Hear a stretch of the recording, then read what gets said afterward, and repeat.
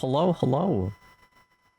I realized after the last couple of sets that I've done that while I have talked a little bit about how I build out my live performances, I have not talked much about the insane-ish rig that I use for visuals.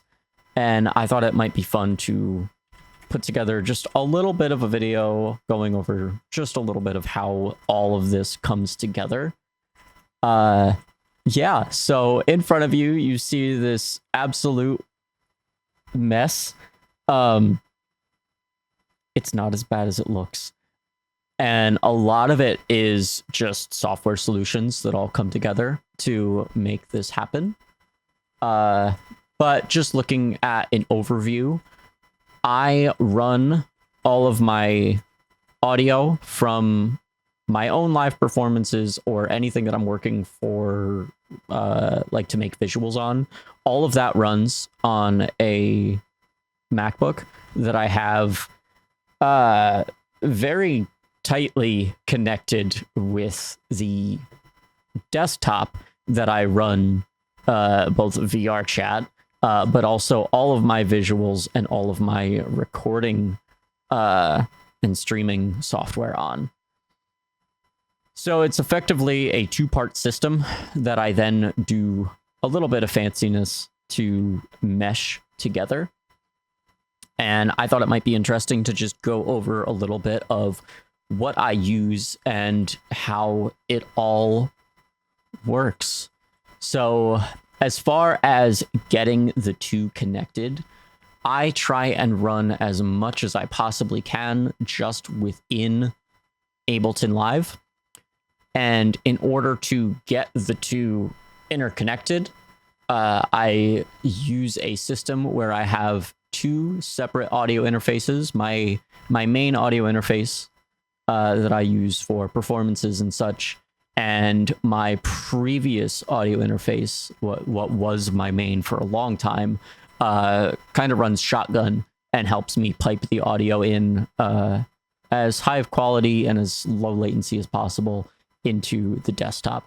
So for the interface, we're looking at the Antelope Audio Discrete 8, the Synergy Core version, which honestly, the only difference is it has onboard effects, which I use a little bit on my microphones, and that's kind of about it. The real killer feature of it is the fact that it has an internal mixer with multiple outputs, and I use that to route audio around in different ways.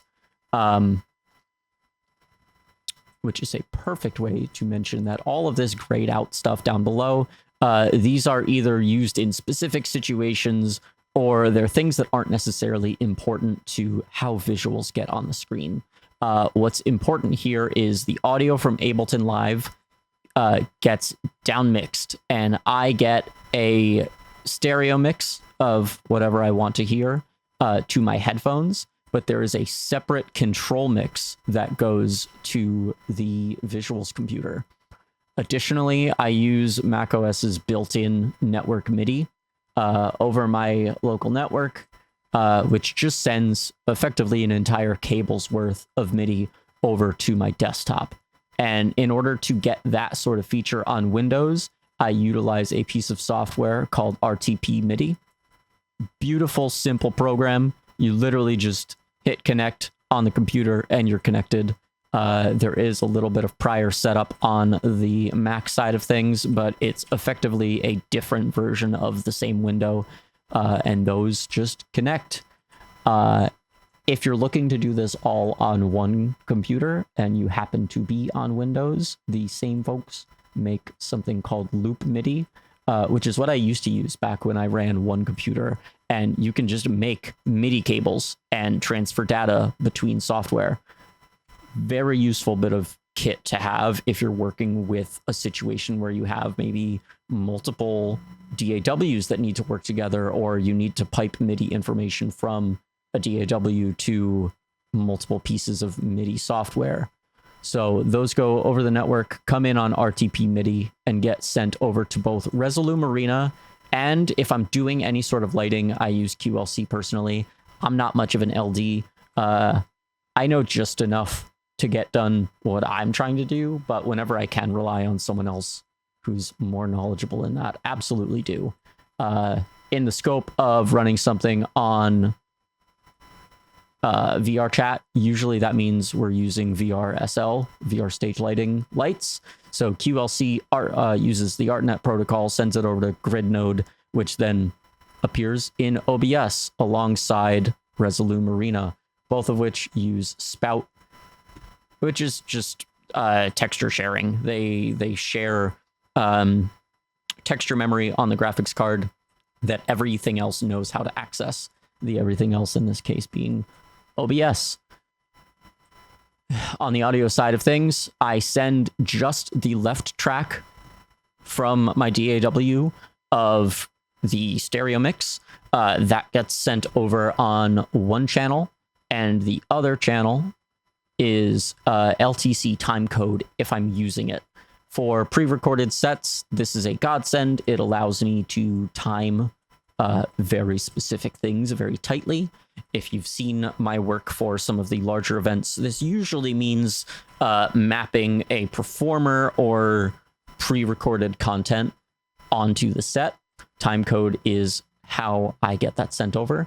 It is just a unwarped audio file that gets played in Ableton and gets sent over one channel of the interface that then gets picked up specifically in Resolume, and the mono left channel, the track audio, gets sent to Resolume for audio reactivity, and then also to OBS. And in OBS, that is the only audio that gets recorded. That way I'm not blasting a video editor with timecode, because it is an awful sound. It all looks like a lot. It's really not. Pretty much everything else can be ignored. These are just other tools that I use to make things happen or to make my performances a bit easier. The prerequisites from Resolume: I have Resolume Wire, which allows me to make custom visual effects or sources. For me, this usually means taking GLSL shaders, the kinds that you would see in the video games that you play, and turn those into effects that I can then use in Resolume Arena. And we're going to look at one or two of those a little bit later. I use Resolume Alley. The short of it is that the video formats that we usually use, like H.264 MP4 files, they're not super performant in the ways that you need them to be for visuals. This mostly applies when we're talking about timecode. Resolume actually effectively does not work very well if you try and timecode an MP4 file. So whenever I am dealing with situations like that, I convert the video to DXV, which is a, I believe, format made by Resolume that just runs so much smoother. I make all of my own VJ loops, and any sort of compositing or previs stuff that gets done in After Effects. If I need to edit anything, that gets done in Premiere. The DXV format actually has export settings for the Adobe products, so I don't even need to throw those into Alley. I can just export them straight from Adobe products into DXV format. I use a piece of software called Chaser, which is a plugin suite for Resolume that effectively just makes screen mapping a lot easier, lets you do some cool things a lot faster than you normally could. We'll probably look at that just a little bit. Additionally, this same computer is the one that I run VR chat on. I use a Quest 3, and I do not like QuestLink at all. I use a open source piece of software called ALVR, and part of the benefits for me as a performer are getting the hand tracking data and the fake body tracking into PCVR. Additionally, I get pass through. So for performances where I have my keyboard, I am able to actually see my keyboard while still being in VR chat and without needing to try and mess around with my headset at all. I additionally run a piece of software called XS Overlay, which just lets me see my desktop monitors in VR, and I can move them around, have them positioned the way that works best for whatever environment I'm performing in and whatever I need to be able to see for that specific performance. I also don't have it listed here. I don't use it that much, but we will be using today is a piece of software called Xmirage, which just makes my computer act as an AirLink sync. So I can cast my laptop screen into my desktop. This is the majority of what we're looking at really today. And within that, we're really just looking at Resolume, and we'll be looking at kind of the Ableton Live side of things. Additionally, I run what I refer to as a unified audio situation. For a long time, I was running earbuds with a set of headphones on top of them. And if you've ever done that, it's painful to do for long periods of time. So using the built-in mixer of the Antelope Audio, I just route my desktop's built-in audio to the discrete 8, which then just goes to my headphones. And additionally, I run my main microphone, which is hooked up to the discrete 8, out of a secondary output, again, using the desktop's built-in line in. And that all just kind of runs in the background. Doesn't even need a computer. If my laptop is off, all of this still works. Additionally, depending on what I'm doing, QLC is able to output to proper DMX stage lighting. I have a couple pieces that I've used for my own shows in the past. For folks who've known me for a long time, you may have seen the Brotherhood live show that used that setup, which I still have prepped to this day. Additionally, if I want a real-life camera feed, I have my Blackmagic 6K, which runs into an Elgato Camlink, and that can either be piped directly into OBS, or more often I run it into Resolume just so I can throw more effects on it, do more controlled stuff that way. Did not expect this little overview to be 12 and a half minutes, but here we are. So that is the top level look at kind of what makes all of this tick. But if we move on, we can go into our friend Resolume.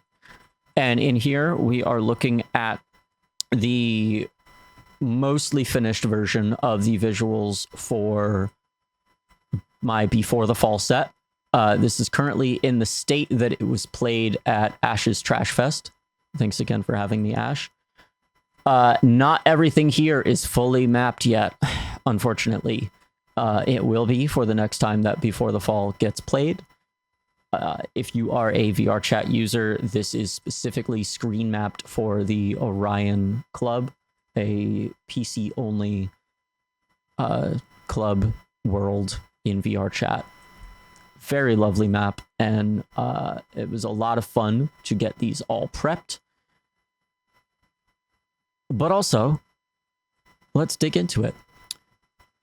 As a quick aside, some of the effects that I'm using, and it's really just one, are not going to be visible in the way that I'm going to showcase it here. I want to be able to show everything all at once, but you'll see my logo is currently appearing here. In actuality, if we go to advanced and I click to where I actually am in the set. Oh, output transformation. That helps. Yeah, you'll see it gets much darker because it's actually supposed to fade in from black. If you look up here, you'll see the master fader is currently going up.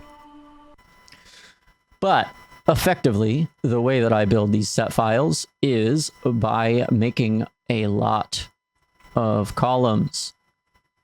The visuals for this show specifically total, we can ignore 107, even though it is sort of used, total 106 individual cue points that get meshed together into one big old set file. If I scroll down here, you'll see there's a lot of clips in different ways. There's a number of different layers I have going on. This layer actually acts as a mask when it's active. Just kind of a bunch of interesting moments. But it all really starts just with a simple fade in.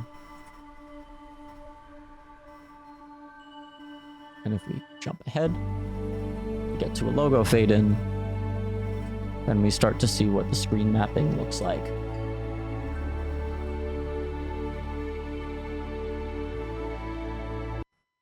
But how did all that happen?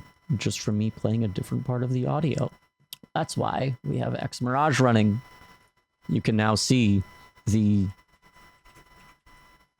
mess that is one of my live sets. I'm not going to get too deep into how I actually build out my files, my set files for my performances. Ultimately, in short, I just have live editions, which are missing one or two elements that I will perform live. They are all rendered out as backing tracks that then get stacked, laid out. If anything needs a special transition, I will make it at that point.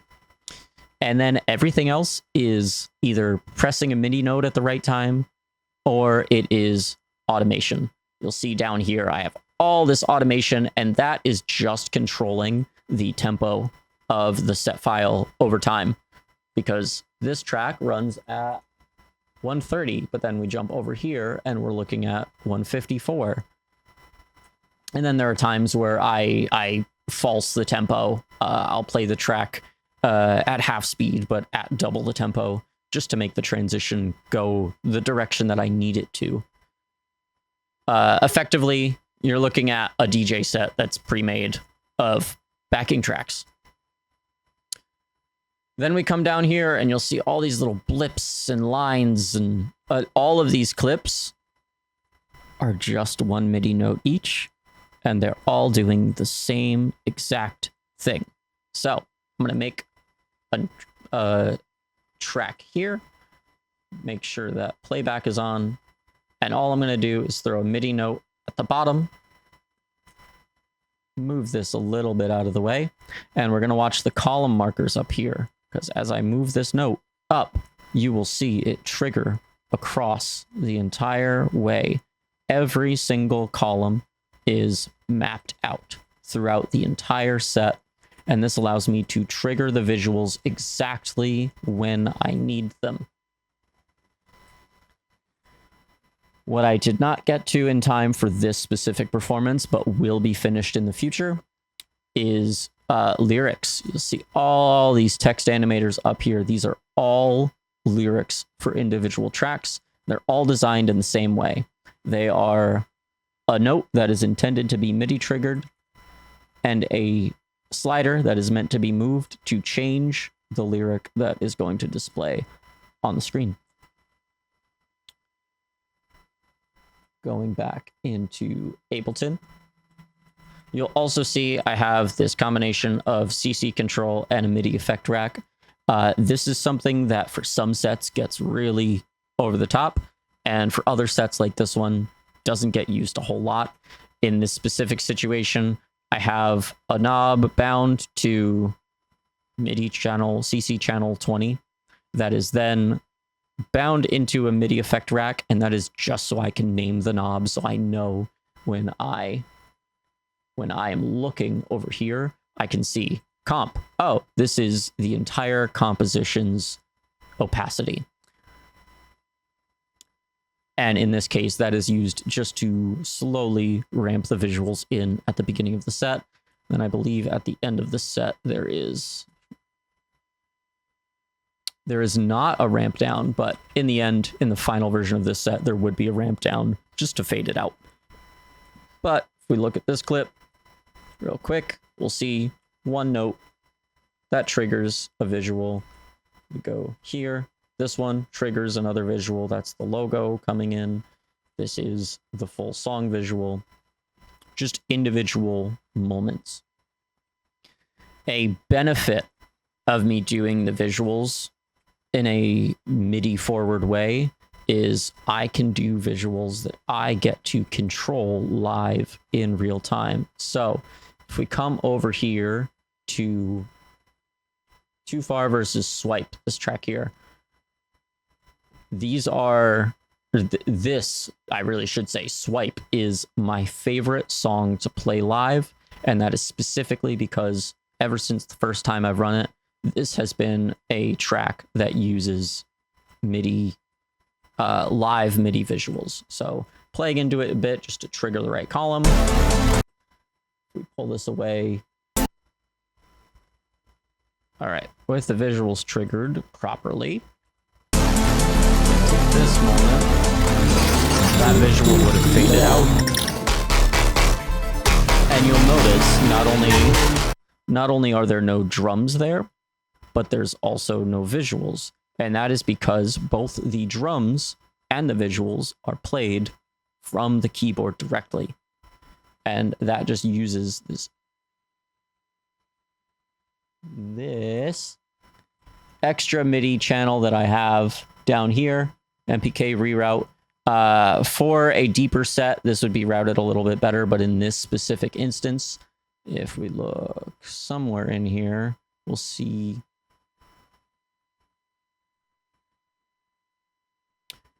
swipe, and this is MIDI information. So I just go instrument rack for swipe, post effects. That makes sure that only when I'm playing swipe are these visuals triggered. What that allows me to do, if I bring the mic over with me to the keyboard, I can hit the kick and a visual gets triggered, and I can hit the snare and another visual gets triggered. And so no matter what, no matter how I choose to play the drums, for every bar of that section, I am the one completely in control of the visuals. They are completely in sync with me.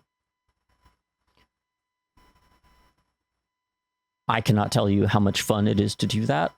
And I cannot tell you how much fun it is to do that when you are also triggering stage lighting with MIDI, because you can control QLC at the same exact time using the same exact connections, the same information, all of it coming from one place.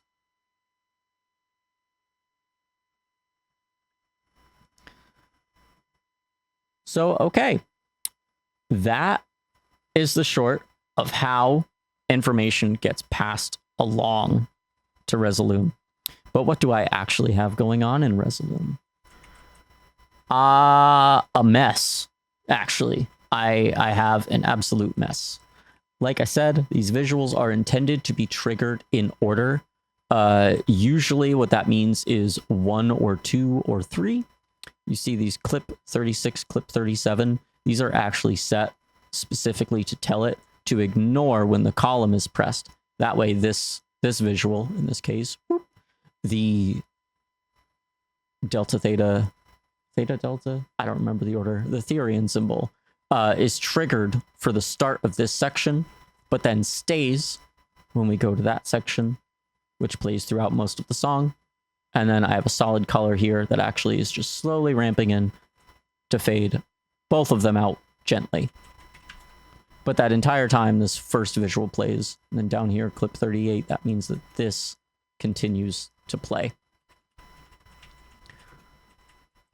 What that means is when I am working on these and kind of reversing, I need to make sure that I am triggering all of the sequence up to the point that I'm working on. But it also makes it so much easier to keep a visual running. So this visual needs to not stop. It needs to play exactly where it is, so it's not obvious that I've triggered a new cue point. And from there, we are just in pure Resolume, which, if you haven't worked with, is so much fun. So if we look here, this visual should cue. We have some pretty intense screen mapped visuals, and that is coming from a few layers. I believe the solid color is only there to make sure that the rest of the visual applies properly. I believe, yeah, if I turn that off, oh, it doesn't apply correctly if I do that. Okay. Some of these visuals are set up from, I guess we'll say, when I was slightly more of a novice, because I definitely still am. But some of them are a little bit touchy about how they're applied. So this specific visual has to have something under it Otherwise, it will not play correctly. So we have those two there, but then all the way up here, I have a copy of Chaser, and there is a lot of Chaser throughout this entire set. That is specifically to make screen mapping easier.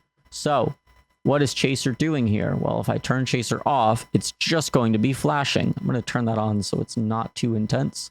I'm going to come back down here because I believe this is where we have the original strobe. Come back up here, turn Chaser off. Now we have mostly just the visual. I do have a little bit of additional routing for the logo. That actually happens all the way back over here. These two tracks, these two layers are actually also set to ignore column trigger. That way, these get launched right at the beginning, and this is just... this is the logo. Sorry, this layer is also part of it. This is the logo. This gets triggered later on to fade the logo in and then stays on throughout the entire set. The logo is on top of a bar that is using Chaser just to darken the background a little bit. That way, when we are actually looking at it in world, the logo pops out a bit more.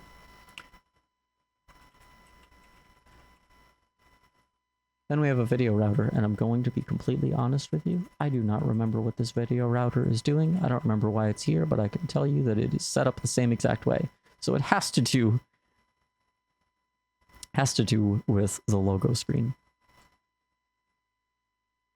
But I could not for the life of me tell you what on earth it is trying to achieve.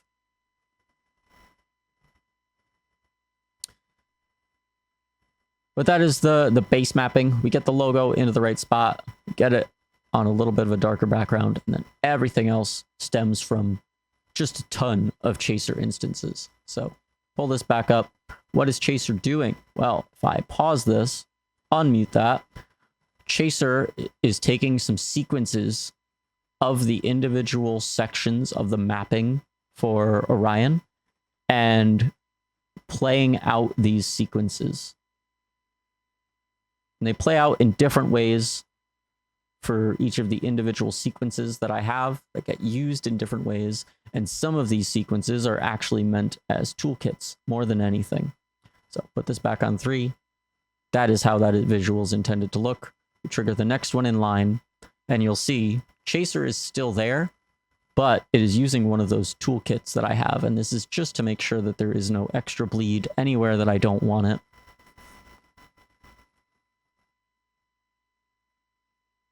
In this case, I'm allowing that bleed to happen, and that is for a specific reason. So if we pull up the advanced output, and I trigger that, and then I want the visuals here to fade out everywhere except the main central screen. So we trigger that next visual, you're going to see everything fades out except the central screen and the DJ section. And a number of different effects slowly come in during that time. So this effects layer has an opacity attached to it. It's just set to stop when it gets to full, but it has a number of effects. So the visual slowly gets more distorted, slowly gets brighter, slowly gets foggier. And that is how we lead into the next cue point. And this cue point actually doesn't do basically anything. This cue point here is specifically to make sure that I can keep a lyric where I need it. And you'll see a number of those throughout this set file. Get to another visual which uses Chaser in a different way. Chaser does not have to mask things out. It can actually be set, not that one. This one should have Chaser on it somewhere. Down here, it is set to fill. And that is taking this visual and putting it on every screen. And again, that depends on what sequence we're on, what step we're on. But in this case, I want it on all of the screens that are not the DJ screen. We go to a blackout, and we go to another song's drop. Using a similar visual to what we had going on before. The blackout, and we get to the intro to another song where we're using a fade in to get some of these mountains slowly in, and that's again just opacity mapped, just set to play once, hold when you get to the end. But this visual is also set to fade out over time, uses an envelope so that it stays on full for a while and then slowly fades out. And I do want her to slowly appear through it. But if we scroll up here, I have lyrics coming in. They don't look great over top of her. So this next cue marker is actually going to take this one solid color space in this section and darken her out. It's actually full black. I don't believe it's entirely visible, but there are parts that clip in just slightly, but it's so dark you can't tell. And now that that happens, we can play these lyrics and they look golden. Again, we have another empty column that's really just meant to keep lyrics nearby. We have this stinger going into another drop. And this visual goes through a couple different iterations before ultimately making its transition into another song. And again, a lot of this is all just one layer that has its opacity slowly turn up, just has a number of effects on it, and that leads us into a completely different visual feeling while still very potently coming from where we were previously.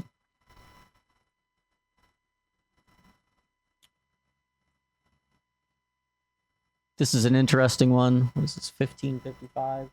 I have all of these listed at their approximate time within the set. So if I come here to 1555, we look over here, I have a clip that triggers this visual, and you'll notice this visual's rather dim. If we look over here at contours, we have our opacity, but we have more settings, and that is because this is set to external FFT. Fast Fourier Transform takes in the audio that is being played into the computer and allows me to add reactivity to it. So in this case, if we play this song for a moment, the visual gets way more interesting, and that is because it is reacting. It's trying to catch the kick. It catches a bit more than that, but it is enough that the visual gets flickery. And you will see in a number of places, this is also an FFT, and this is the distortion effect. So if I turn this off, you'll notice it gets a lot cleaner. And in this case, this one's actually, the visual starts out full bright, and I have it go to black and then take it back out of that to brighten. We get to other moments. We get to stuff like this. This is yet another chaser feature that is absolutely beautiful, called Outliner, which lets me put animated outlines on all of my individual slices, all of the individual screens within the club. And you'll notice, because of the way that I have things routed up above, the outline on the DJ decks is darker. It does not have to be that way. This is entirely how I've routed the set, and I personally want it that way for this moment. But it is just another effect that can be used to amplify the experience. We have another visual that happens over time that is intended to take us out of that moment. This is specifically for a pre-drop. But we have shift glitch going on, we have a delay in the RGB, and most notably, we have a noise coming in. They all come in at slightly different rates. just to make this overall really glitchy effect before it goes just to noise. Fade to black. New visual. This one uses, assuming it's in here. Yeah, this one uses outliner, but it also has its hue changed over time, just so that it's got this constantly changing rainbow going on, bring a little more intrigue. And this plays everywhere, so even when there's not a visual otherwise on the screen, it is still going, which makes it so that every screen in its own way has just that little bit of intrigue. Come to the full visual, and then we're into another song, which again uses Chaser. That's actually going to be on this one directly. Uses Chaser, uses some opacity, just to bring that visual in slowly.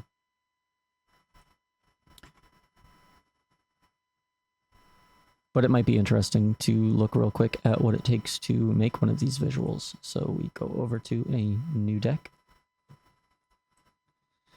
And we're going to pop out a visual that I've already selected specifically for this, the favorite of mine. You'll notice all of this is still on the way that Resolume works, even when you switch to a new layer, or a new deck, rather. Everything that was playing continues playing, and because of the way this is routed, unless I manually stop all of the logo stuff, it will not stop. If I trigger this, it's still going to keep the logo on. So we have a scene from .hack, specifically from the first run of PS2 games. I personally love a lot of this technology meets biology, kind of that getting stuck in a virtual world or having something major that needs to happen in a virtual world vibe. So if you've seen my sets, you've seen me use this visual quite a lot. It's already prepped. If you look here, you'll see .mov, and you'll see, because it's .mov, that is telling me that it's a DXV file. We can scale it, we can do all sorts of effects on it, but what is perhaps most interesting is to look at the different ways that we can use Chaser to move this around. So we pull up a copy of Chaser, you'll see immediately it's already down there. I can make it fill an individual screen, and now it will not go beyond the bounds of this screen no matter how much I zoom in. And that is because Chaser is currently set to fill, currently on a sequence. I can move this around, and I can put this on any setup of screens I want. So now the visual, make sure that's filling the top of it. Now the visual is filling the screens. And we can make this a bit more interesting. Let's say, let's take circuits. This is a favorite of mine. Actually, you know what? No. Do pixel sort. Pixel sorting is a major aspect of my visual identity historically. And if you know anything about how pixel sorting works, it does not run in real time. You just can't. It's not feasible to run pixel sorting in real time. So how do I have pixel sort? Some beautiful souls figured out the mathematics to run a approximation of pixel sort that does run in real time as a GLSL shader. So I've taken that code, remapped it into Resolume Wire, which I've then taken into Arena as a plugin. I have control over quality, and this matters depending on what you're doing, more than it does in other situations. I have the direction of the pixel sort. You'll see everything kind of shifts slightly. I'm going to intentionally move shader down so that it doesn't move the slices. Now the visual's moving slightly, which is what we want. And then we have our pixel sorting strength, so I can take the visual and really distort it. And this gets more pronounced as we take quality. Or should get, yeah, there we are. Gets more pronounced as we take quality down. Gets way more detailed as we bring quality back up. And the quality matters because of the way that I do the direction. The original GLSL shader is only meant to work top to bottom, and I need to be able to move it. So under the hood, I turn that off, and you look on the left edge, you will see black, and that is because the effect, this direction, rotates the visual, applies the shader, and then unrotates it. And if I want to avoid those black sections, I change the quality slider. And depending on direction, depending on quality, I'm giving up my ability to rotate it nicely and instead zooming in before I apply the effect. So at high levels, it gets rather chunky, but it can look really, really good. And once we get to screen mapped visuals, and just do a little bit, oh, not there. If I throw another transform on before we go into Chaser, now those bars are entirely gone. And what we can then do is take this strength, say we want to animate this over time. Well, the most interesting thing we could do is look at Fourier transform, go down here, set this to a range that I know a kick drum's generally going to be in. That's always going to be one of the easiest things to go for. Then we throw an envelope on it. And this is because I want to make sure it's reacting to the hit of the kick. We get to see the effect for a bit, and then it comes down. And if there's other noise going on in there, we don't really want to react to that. Turn our fall off up a bit. That makes it so that the visual stays at a higher level for longer. If you are in the audio world, think of it as a compressor's release time, or really anything's release time. Look for a good moment in our set. Let's see.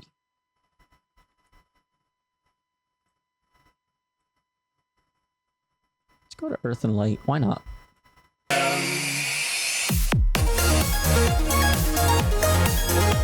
And you'll see that's already reacting, but not much. That's because the gain knob is rather low. So we turn that up.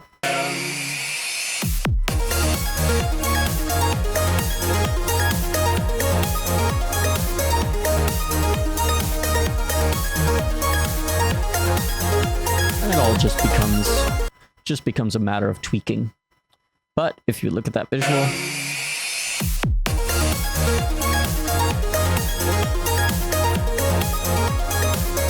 it is now reacting to the music that happens. And so if that were to come in at any point in time, that visual will have that intrigue on top of it being new eye candy. It also becomes a part of the music, and the effects that are applied are telling a story that amplifies what's already going on, because we already have this really corrupted scene. If you know the story of .hack, you know generally what's going on here, and a lot of it deals with data corruption and things of that nature. So to then take that and apply a effectively data corruption type effect, it really just adds that story to the visual, which can then be story that is added to the music. But I think that is about all I have to say as far as how this all happens. It really is just all columns of visuals that get triggered through all these itty bitty MIDI clips. And if I want, I can take all of these knobs, literally just about anything. This is not an interesting one to look at, but any of these sliders, I can hit a button and all of these can be mapped, and all of that can be mapped over networked MIDI. So any of these, and it would help if I use the right mouse, any of these, and I can add even more of these CC controls, and I have all channels of MIDI accessible to me.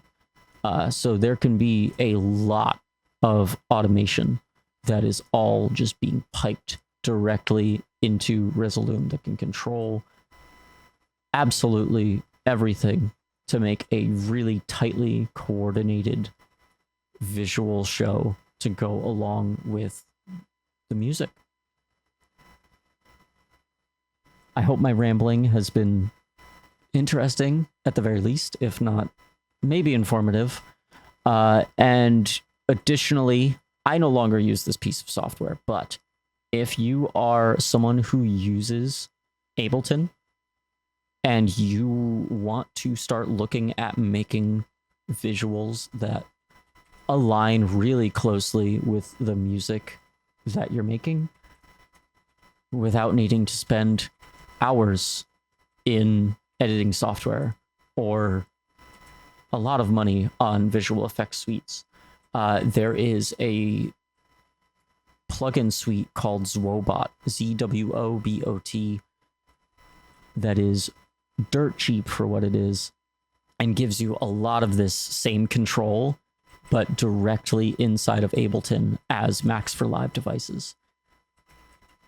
Highly recommend that you experiment with that, definitely before making the plunge into something like Resolume or Touch Designer, although Touch Designer is an excellent piece of software that I know very little about. All of that's to say is there are options out there, and you can make just visually interesting experiences that help showcase the stories that you are telling with your music, or help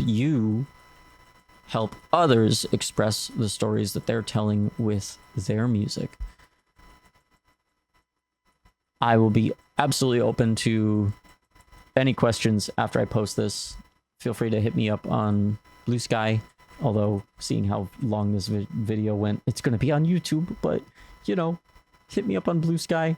Hit me up on Discord, even Telegram. All of the links are going to be in the description, and my website is elsif.social, which links to absolutely everywhere. So hit me up and let's talk shop. This is a really fun thing for me, and I think as an artist, it is really important to explore your palettes and the ways that you can further express your artistic identity, your journey, and just the stories that you want to share. If you got this far, thank you so much for watching.